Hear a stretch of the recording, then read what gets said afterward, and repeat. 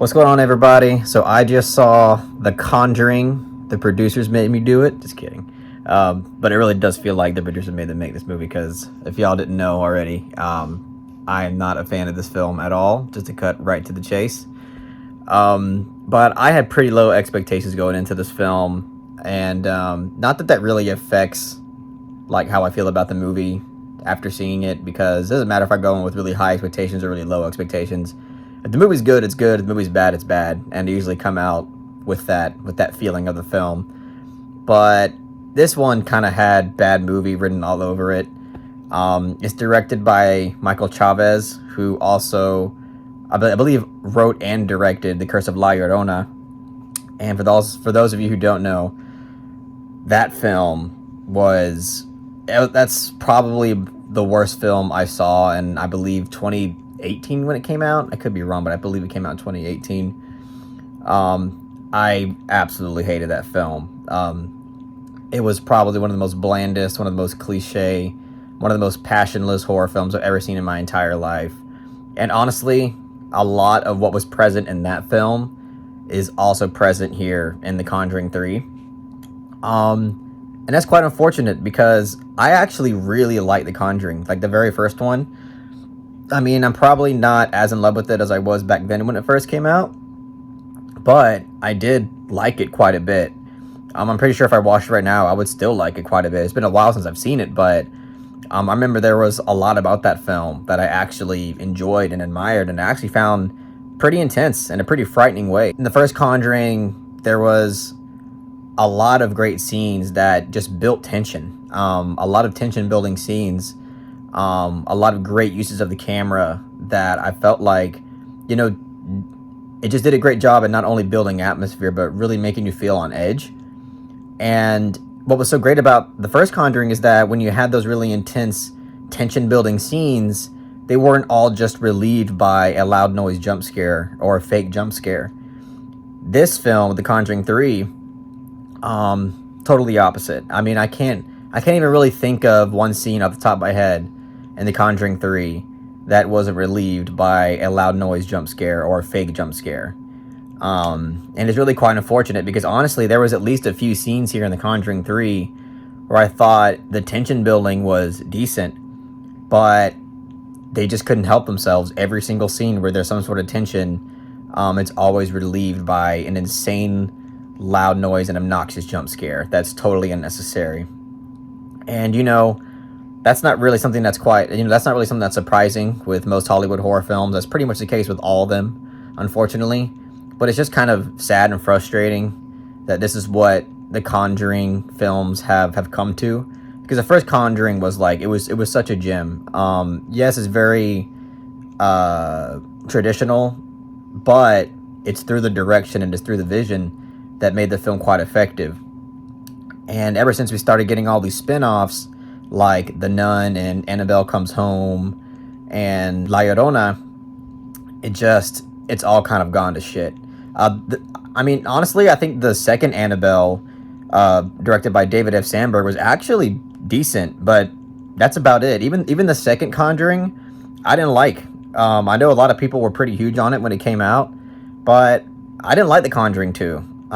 There was quite a bit about it that I thought was pretty underwhelming in a lot of ways, whether it was just bad writing or just poor execution. But this one is just worse. This is definitely the worst Conjuring film. And, as I said, not only is everything relieved by a loud noise jump scare, but it's just written horribly too. This is a really poorly written film. Almost every ounce of dialogue here is either just really cheesy and laughably bad, or it's just there to serve some sort of expositional purpose.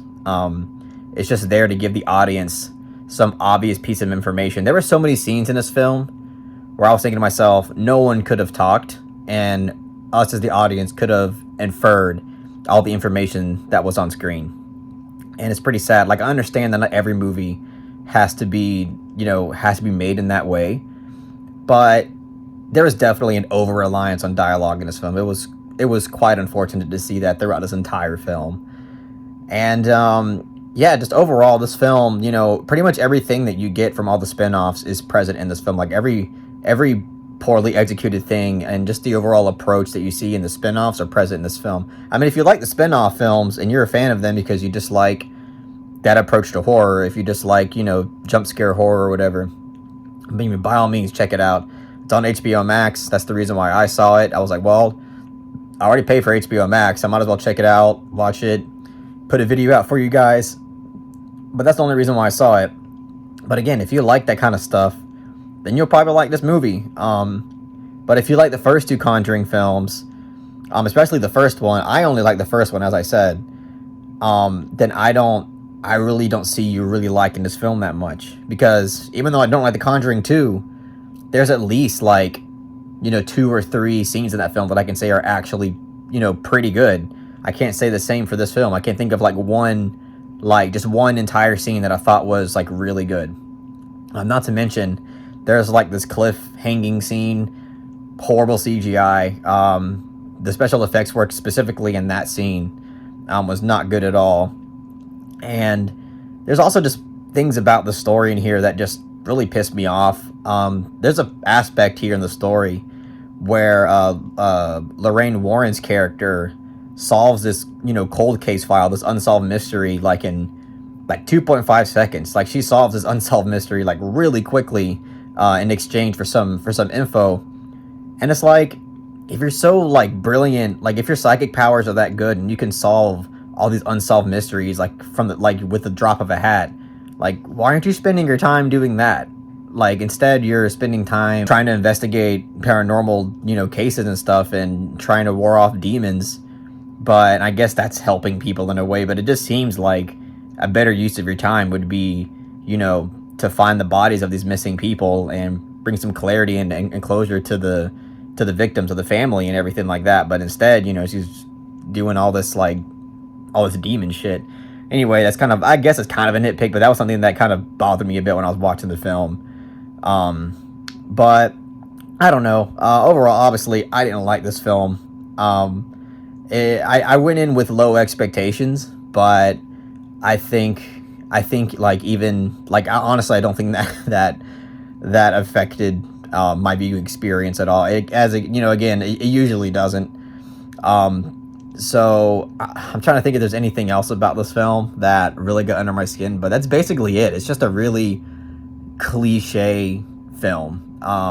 As I mentioned, there's nothing about this film that shows any passion. Everything seems like it's just manufactured, and it's just there to, you know, deliver the same kind of scares that you see with all the spin-offs. It's basically what you would expect from your conventional Hollywood horror film, unfortunately. And it's just sad to see the Conjuring movies, you know, just plummet down there. And, you know, perhaps if James Wan, you know, had his hands on this, it would have been a bit better. But James Wan did The Conjuring 2, and I wasn't a huge fan of that either.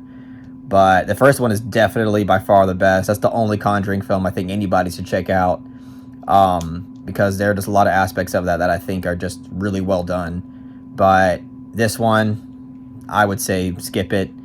And I guess my rating for The Conjuring, The Devil Made Me Do It, or The Producers Made Me Do It, would be a strong 3 out of 10. So that's my take on The Conjuring 3. I don't know how many of y'all have seen this film. I don't even know what the overall take is on this film. I don't know what people even think about this film so far. I'm sure, like, most people just think it's subpar. I don't know how many people actually think it's horrible, like me. I'm pretty sure most people just think it's, like, you know, at best okay. But for me, it was just bad. I thought it was a bad movie. I didn't get anything out of it. It was boring. Didn't find it really all that intense or scary at all. And I know that scary is a really subjective, you know, word, but I just thought it was boring. The story wasn't compelling, and the writing was really bland and really on the nose and just really unnecessary in a lot of ways. The direction, obviously, was just, it didn't even feel like it was present. There was like pretty much no vision or passion in it. But that's it. I'll stop ranting. I didn't enjoy this film, but I want to see what everybody else thinks in the comment section below.